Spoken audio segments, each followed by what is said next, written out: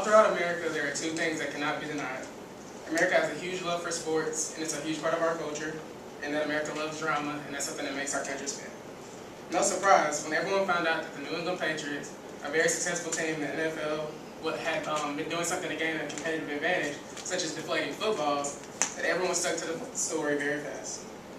I'm very credible when it comes to this because I'm a New England Patriots fan, and it's impacted my life directly because I had to play without my quarterback.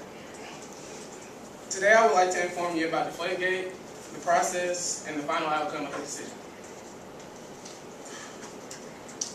They are playing the Indianapolis Colts in the AFC Championship on January 18, 2015.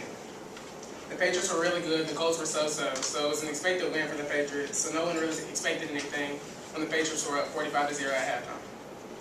According to the NFL timeline of the DeflateGate saga found on NFL.com, the Colts intercepted the ball at halftime.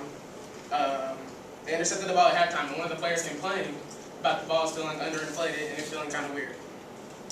11 footballs that were investigated by the Patriots were found to be underinflated.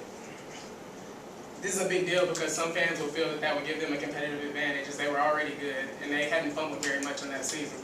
So they felt that they were cheating and that wasn't fair to everyone else.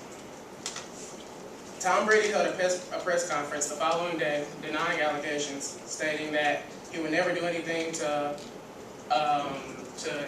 mess up the integrity of the game of football. And his direct quote was, "I would never do anything to break the rules or cheat."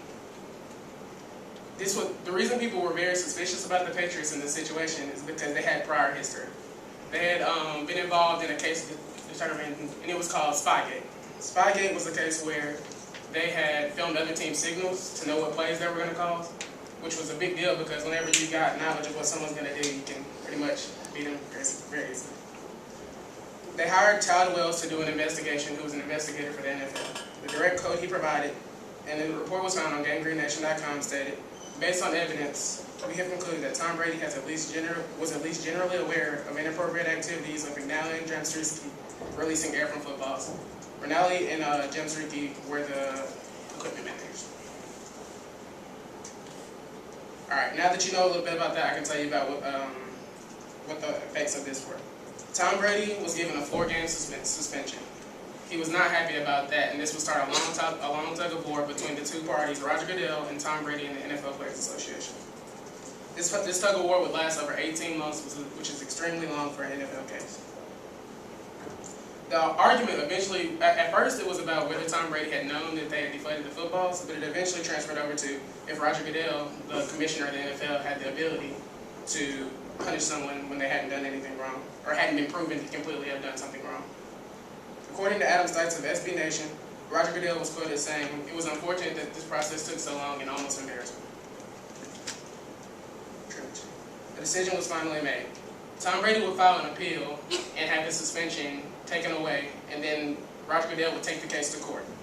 The court would decide to reinstate the 4-game suspension, as they found that even though Tom Brady was not proven to be guilty of this, even though he was found to not be guilty, Roger Goodell had the power because he was the commissioner, and they had signed this in the CBA. The CBA is the agreement that the players sign with the owners to give them the right to do things. Tom Brady's 4-game suspension was served and ends this upcoming Sunday against the Miami Dolphins. The Patriots are 3-0 without him, so it didn't really affect anything.